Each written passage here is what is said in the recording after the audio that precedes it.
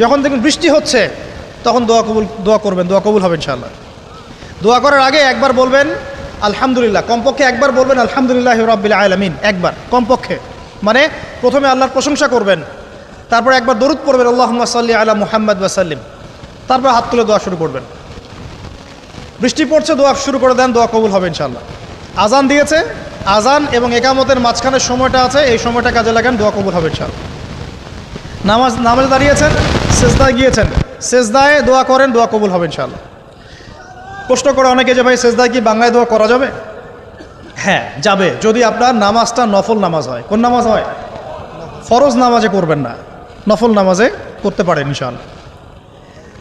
সেজদায় বান্দা আল্লাহর সবচেয়ে কাছাকাছি থাকে, এই সময়ে বেশি বেশি দোয়া করতে রাসূল সাল্লাল্লাহু আলাইহি ওয়াসাল্লাম তাগিদ দিয়েছেন। দোয়া করলে ডাইরেক্ট কবুল হবে ইনশাআল্লাহ। পিতামাতার খেদমত করে দোয়া করেন, দোয়া কবুল হবে ইনশাআল্লাহ।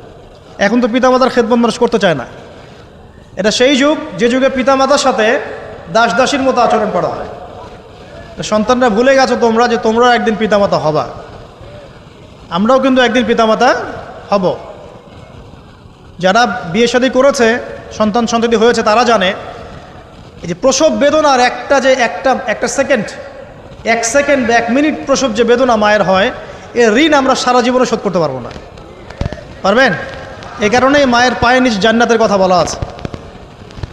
মাদের সম্মান আল্লাহর কাছে অনেক বেশি, মেয়েদের সম্মান অনেক বেশি। এই নারীবাদী ফ্যামিলিস্টরা যা বুঝিয়েছে, ইসলাম এমন নয়। তো ইসলাম এমন নয়, ইসলামে মেয়ের মর্যাদা সবচেয়ে উপরে। সেই মেয়েদেরকে আমরা এখন কি করেছি?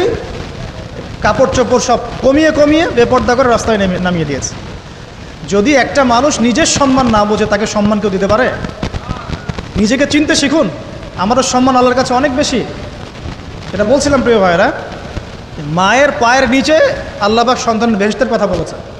মা বোনদেরকে 4টা কাজ করতে বলো, অনলি 4টা কাজ।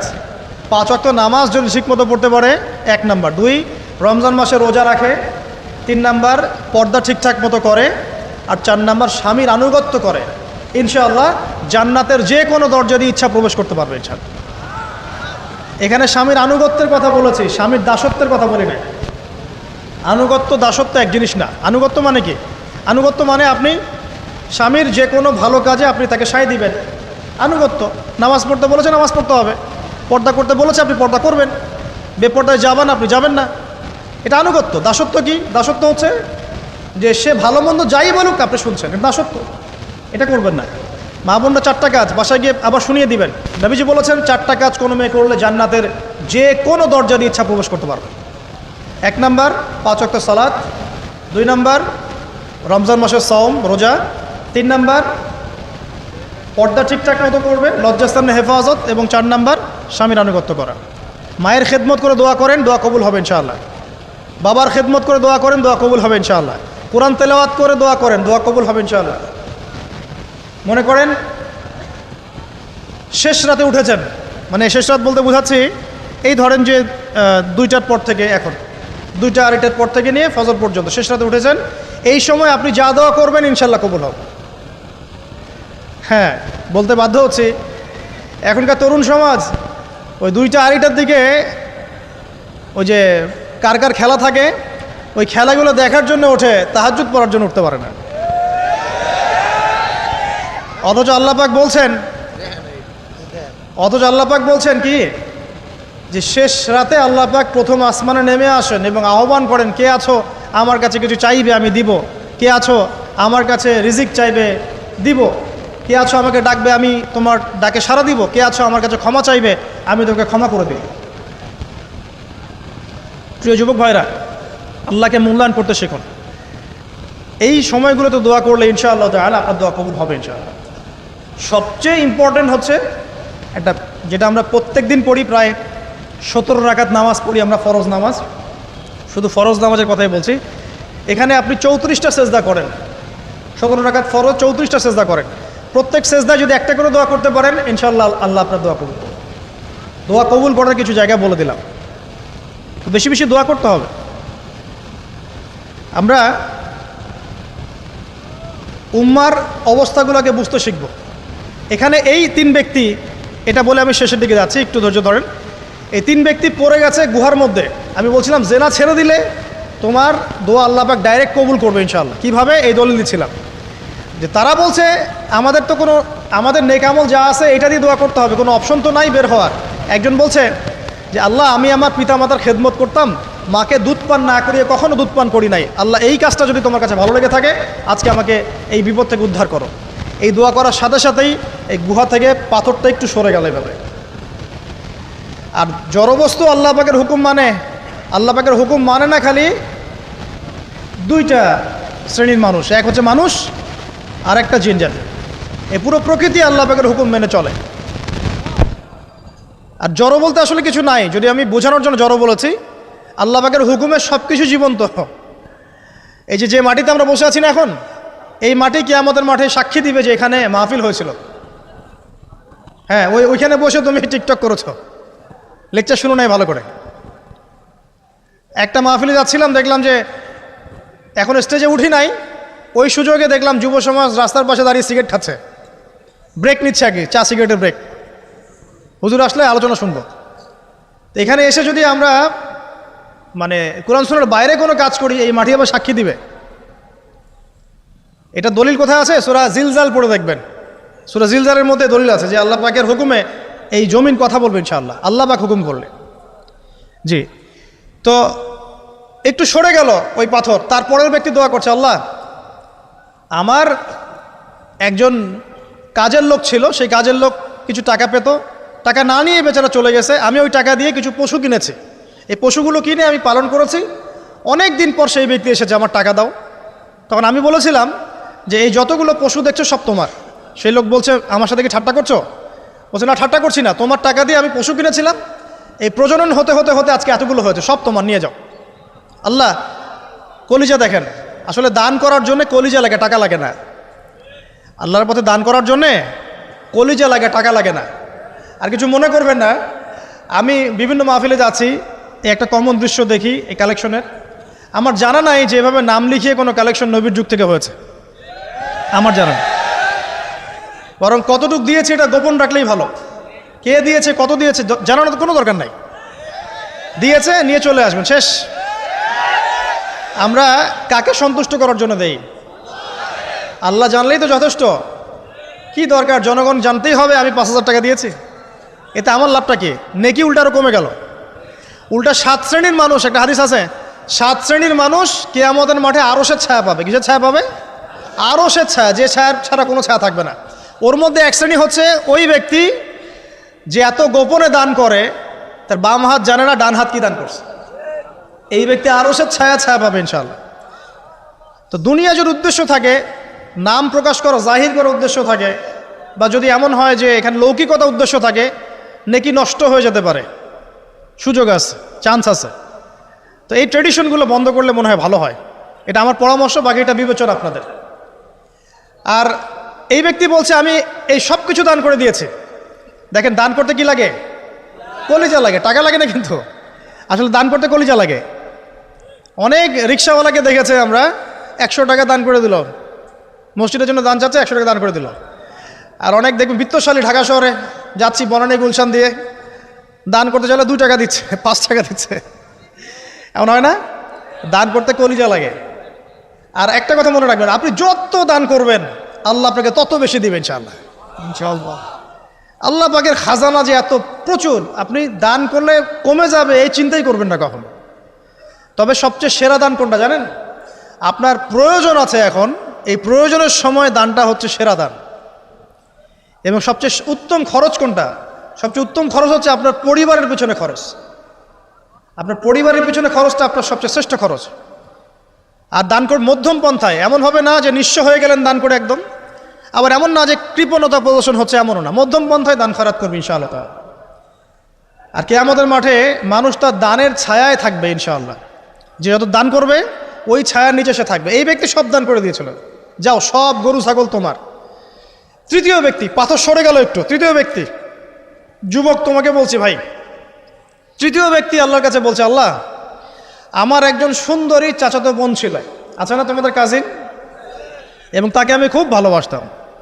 ওই যে এখন বয়ফ্রেন্ড গার্লফ্রেন্ড ফ্রি মিক্সিং, যেটা খুব ভালোবাসতাম। তো তাকে আমি পেতে চাইতাম, তাই আমি তাকে অফার করি সে বলে যে না, আমাকে 100 স্বর্ণমুদ্রা না দিলে আমি রাজি না। 100 স্বর্ণমুদ্রা। এই মেয়ের অবশ্য অনেক ডিমান্ড ছিল, তাহলে বোঝা গেল 100 স্বর্ণমুদ্রা মানে অনেক। জানেন, এখন তো দেখা যায় 1500 টাকা 2000 টাকা দিয়ে মেয়ে তার ইজ্জত বিক্রি করে ফেলছে। 100 স্বর্ণমুদ্রা, আর কাউকে কিছু দেওয়াই লাগে না, এমনি বিক্রি করে ফেলে। কত প্রশ্ন, কত যে প্রশ্ন আসে আমাদের কাছে যে ভাই বা হুজুর বা ভাইয়া ওস্তাদ, কত জীবনে এক পর্যায়ে ভুল করেছি, এরকম জেনায় লিপ্ত হয়ে গিয়েছিলাম, প্রেম করেছি ইত্যাদি, আমি কী করবো, আমার কি ভালো হওয়ার রাস্তা আছে কিনা, বা আমি তওবা করে ফিরে আসছি, আমি কি এখন বিয়ে করতে পারবো কিনা। প্রশ্নের শেষ নাই। বেশিরভাগ প্রশ্ন এরকমই আসে এখন। আরেকটা বেশি বেশি প্রশ্ন আসে, ভাই উস্তাজ হুজুর, আমার স্বামী পরকীয়া আসক্ত, আমাকে দেখে না, এই হয় সে, এইগুলো প্রশ্ন বেশি। পারিবারিক জেনা কেন্দ্রিক যত প্রশ্ন আসে, অন্য কোনো কেন্দ্রিক প্রশ্ন এত আসা, মানে এই যুগটা কি হয়েছে, মানে মানুষকে জেনা উন্মুক্ত করে দিয়েছে একেবারে। একদম স্কুল লাইফ থেকে শুরু হবে বয়ফ্রেন্ড গার্লফ্রেন্ড ফ্রি মিক্সিং, এই বন্ধু পড়তে পড়তেই জেনা হয়ে যায়। কলেজ লাইফে গিয়ে আরও বড় জেনা। ইউনিভার্সিটিতে গেলে তো আর কোনো পাত্তাই নাই। ইউনিভার্সিটির খুব কম ছেলে পাবেন সিগারেট খায় না, এবং খুব কম ছেলে মেয়ে পাবেন যারা এই অবৈধ প্রেম করছে না, খুব কম। এটাকে আমরা প্রমোট করছি আবার। বিশ্বাস করেন শুধুমাত্র সরাসরি সেক্সুয়াল সম্পর্কটাই জেনা নয়, এই মিক্সিংটাও জেনা আল্লাহ পাক বলেছে। এবং এতে করে আমাদের যুব সমাজে অধঃপতনটা হয়েছে, এটা অন্য কোনোভাবে হয় নাই। কারণ সূরা আল ইমরান পড়ে দেখবেন আল্লাহ পাক বলছেন যুয়িনা লিন-নাস হুব্বুশ শাহওয়াতি মিনান নিসা, মেয়েদের মধ্যে ছেলেদের জন্য সবচেয়ে বেশি শাহওয়াত আছে, শাহওয়াত খাহেসাত, এটা সবচেয়ে বেশি আকর্ষণ করে ছেলেদেরকে।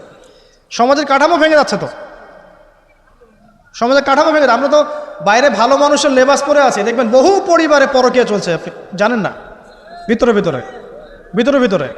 আমরা তো লজ্জা এগুলো বলি না, চোখ লজ্জায় বলি না, চলছে এগুলো এখন কমন হয়ে গেছে। যে ফ্যাশন শোর নামে, বিউটি কন্টেস্টের নামে, এই সেই, মানে অশ্লীলতাকে প্রমোট করা হচ্ছে চতুর্দিক থেকে।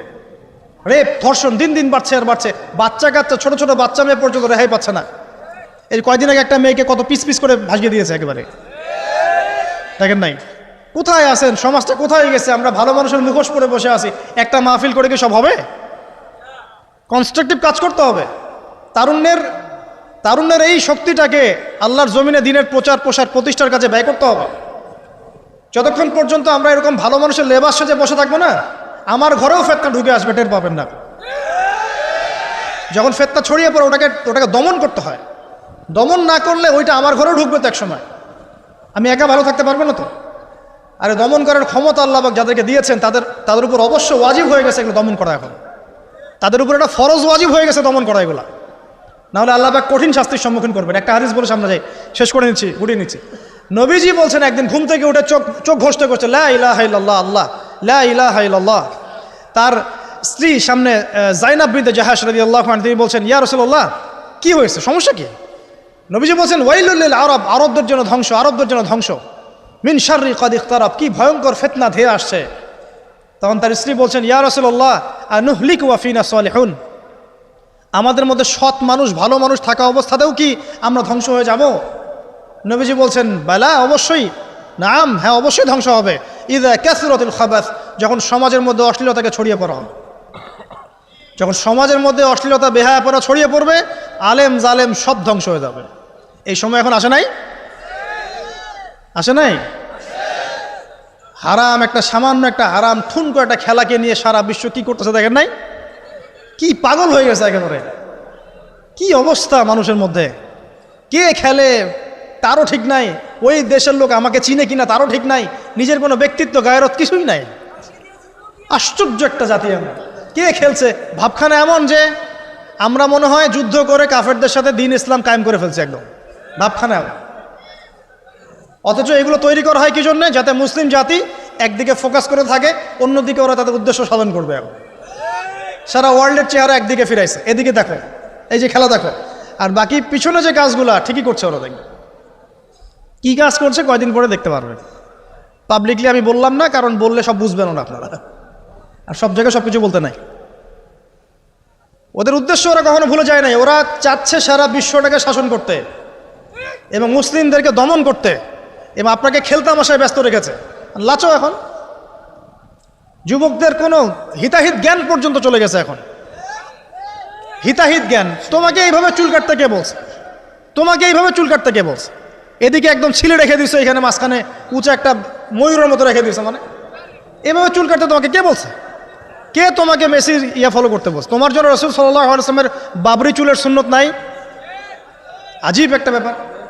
দাড়ি রাখছো, বিরাট কোহলির মতো দাড়ি রাখছো, কেন? রাসূল সাল্লাল্লাহু আলাইহি ওয়াসাল্লামের মতো ছাড়া দাড়ি রাখতে পারো না? আশ্চর্য। আমাদের আদর্শ চিন্তা হবে না?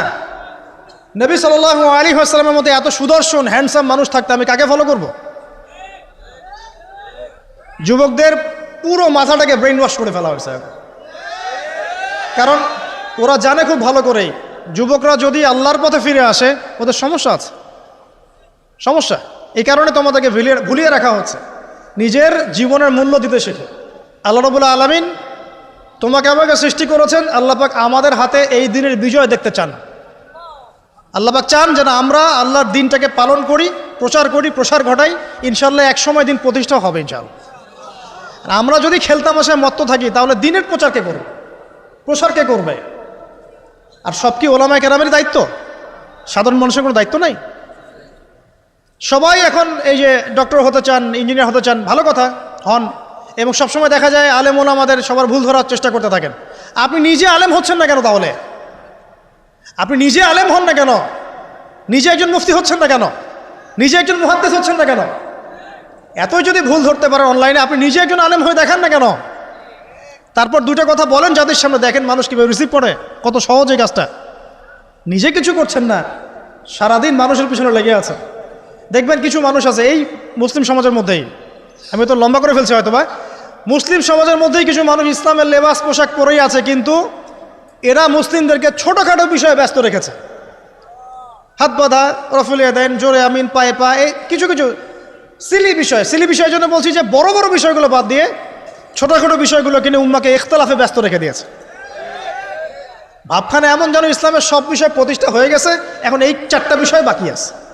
ভাবখানে এমন, অথচ সারা ওয়ার্ল্ডের মধ্যে ইসলাম আস্তে আস্তে সংকুচিত হয়ে গেছে। আমরা কবে স্মার্ট হব? প্রিয় ভাইরা, মনে রাখবেন আমরা সবাই মিলেই মুসলিম জাতি।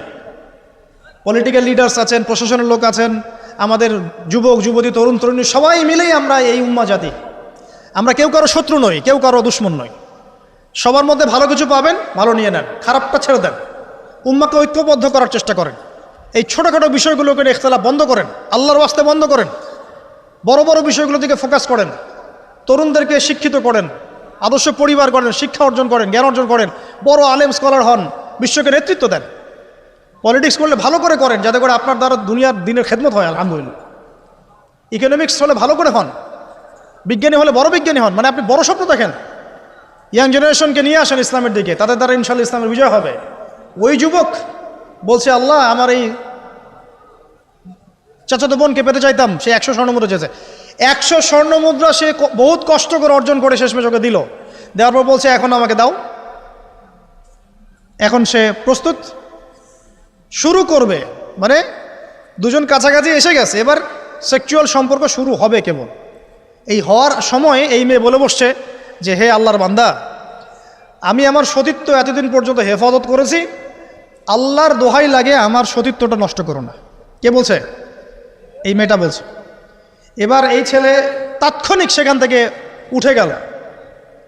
হাদিসে এমন শব্দ এসেছে যে সেই ছেলে ওই মেয়ের মানে মাঝখানে বসে পড়েছে আর কি। ওখান থেকে সে উঠে গেল, উঠে স্বর্ণমুদ্রাও নিল না, স্বর্ণমুদ্রা রেখে দিয়ে সে আল্লাহর ভয় সেখান থেকে উঠে চলে আসলো, জেনা করলো না।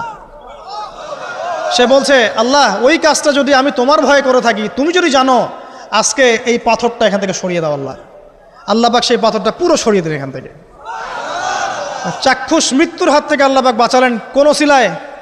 জেনা থেকে দূরে থাকার ওসিলায়। প্রিয় যুবক ভাই এবং যুবতীদেরকে বলবো, চারিত্রিক পবিত্রতা হেফাজত করেন, আল্লাহর ওয়াস্তে নিজের জীবনটাকে পবিত্র করেন, দিনের ইলম অর্জন করেন, বেশি বেশি আমল করেন, ভালো কাজে ব্যস্ত থাকেন, সমাজ কল্যাণমূলক কাজ করেন, বেশি ভালো কাজে ব্যস্ত থাকেন। খারাপ সার্কেলের সাথে মিশিয়েন না, ভালো সার্কেলে মিশেন। আলেম ওলামার সাথে সম্পর্ক রাখেন, মাদ্রাসার সাথে একটু যোগাযোগ রাখেন, দিনী হালাকাগুলোয় বসেন। এই অহেতুক ফাহেসা কাজগুলোতে সময় নষ্ট করেন না। কোরআন তেলাওয়াত করেন, বেশি বেশি করেন, দিনী বইপত্র পড়েন। এই যে ভ্রাম্যমাণ লাইব্রেরিগুলো আছে না, বই পড়েন। আমি বলছি না শুধু ইসলামিক বই পড়তে হবে আপনাকে, আপনি অর্থনীতির বই পড়েন, সমাজবিজ্ঞানের বই পড়েন, রাষ্ট্রবিজ্ঞানের বই পড়েন, জিওপলিটিক্যাল বইগুলো পড়েন, কোরআন সুন্নাহ তো পড়বেনই, শিক্ষিত হন ইনশাআল্লাহ তাআলা। আজ হোক আর কাল হোক আমরা বিশ্বাসী ওই যে যুগটা ছিল, যে যুগে মুসলিমরা সারা বিশ্ব দাপটের সাথে দাপিয়ে বেরিয়েছে আর কি, প্রত্যেকটা ডিপার্টমেন্ট মুসলিমরা রুল করেছে, ইনশাআল্লাহ আবারও সেই সময় ফিরে আসবে ইনশাআল্লাহ। আমরা বিশ্বাস করি আল্লাহ রাব্বুল আলামিন তার রাসূলের মাধ্যমে জানিয়েছেন যে ফিতনাময় পরিবেশটা চিরস্থায়ী হবে না। এখন হয়তো ফিতনা চলছে, কিন্তু এরপরে আসবে ইনশাআল্লাহ তাআলা আল মাহদির যুগ। কার যুগ? ইমামুল মাহদির যুগ আসবে ইনশাআল্লাহ। তারপরে ঈসা ইবনে মারইয়ামকে আল্লাহ পাক পাঠাবেন এবং যত দুশমন আছে ইসলামের সবার সাথে সরাসরি ব্যাটল হবে, হাদিসে বলা আছে, কিছু করার নাই। এবং সেই যুদ্ধগুলোতে মুসলিমরা জিতবে ইনশাআল্লাহ। তারপরে সারা বিশ্বে ইসলামী খেলাফা কায়েম হবে ওই জেরুজালেম থেকে ইনশাআল্লাহ আযজা ওয়া জাল। আমরা দোয়া করি আল্লাহ রাব্বুল আলামিন আমাদের যুব সমাজকে যেন কবুল করে নেন, আমিন, এবং তাদেরকে এই জাগতিক ফিতনাগুলো থেকে আল্লাহ পাক হেফাজত করুন। আমাদের সতীত্ব, পবিত্রতা, চরিত্রের সৌন্দর্য আল্লাহ পাক যেন অটুট রাখে, জেনা থেকে আল্লাহ পাক যেন বাঁচিয়ে রাখে। আল্লাহ পাক আমাদের সবাইকে দিনের এলেম অর্জন করার তৌফিক দান করেন, জীবন সম্পর্কে সচেতন হওয়ার তৌফিক দান করেন, সময়কে মূল্যায়নের তৌফিক দান করেন, খাস পর্দায় থাকার তৌফিক দান করেন মা বোনদেরকে, এবং আমাদের মধ্যে উম্মার ঐক্যের জন্য কাজ করার তৌফিক আল্লাহ পাক সবাইকে দান করেন, আমিন।